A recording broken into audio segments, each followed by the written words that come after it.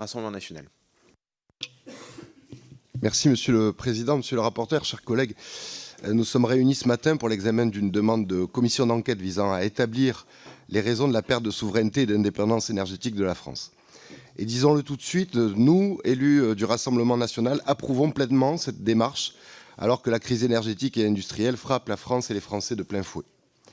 Ce qu'on attend de cette enquête, c'est un moment de clarté, un moment de vérité sur des années de décisions politiques désastreuses et irresponsables, de forfaitures qui ont fragilisé notre capacité énergétique, notre souveraineté énergétique, nous rendant désormais vulnérables, dépendants de l'étranger, alors même que nous étions exportateurs.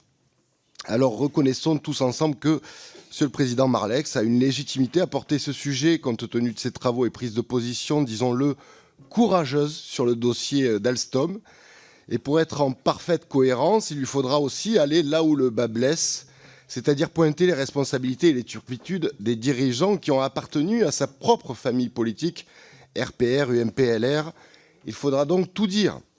Car effectivement, la crise que nous subissons, c'est bien sûr le fait de choix idéologiques et électoralistes de François Hollande, puis d'Emmanuel Macron, de rejeter le nucléaire jusqu'à un changement de braquet un peu tardif, un revirement qui n'aura pas empêché la fermeture de Fessenheim, ni rattrapé le temps perdu pour la construction de nouveaux EPR sur le territoire.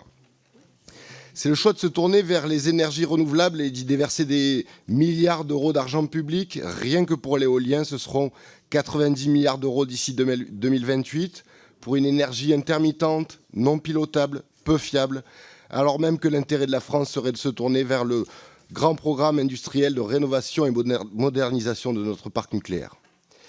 Mais sur le sujet, n'ayons pas la mémoire courte, c'est d'abord sous la présidence de Jacques Chirac, déjà que l'on assiste à l'accélération de la libéralisation du marché de l'électricité. En 2000, l'obligation pour EDF de rachat d'électricité des autres opérateurs, véritable subvention publique à l'éolien et au photovoltaïque. De 2004 à 2007, l'ouverture totale à la concurrence des fournisseurs alternatifs à EDF. C'est aussi sous la présidence Sarkozy, en 2011, que voit le jour le dispositif ARENH, outil de libéralisation du marché. C'est aussi en 2011, sous Nathalie Kosciusko-Morizet, ministre de l'écologie, la simplification des procédures pour l'installation des parcs éoliens. C'est aussi en 2011, sous Valérie Pécresse, ministre du budget, l'attribution de gros contrats d'éolien en mer à Alstom Renouvelable, etc., etc. Bref, Monsieur le Président, Monsieur le rapporteur, chers collègues, nous souhaitons sincèrement que cette commission d'enquête permettra de mettre au clair ce que nous avons dénoncé avec constance, la soumission à la Commission européenne, la libéralisation du marché, la fermeture de Fessenheim, la vente d'Alstom, l'abandon du nucléaire et du projet Astrid, et tant d'autres. Je vous remercie.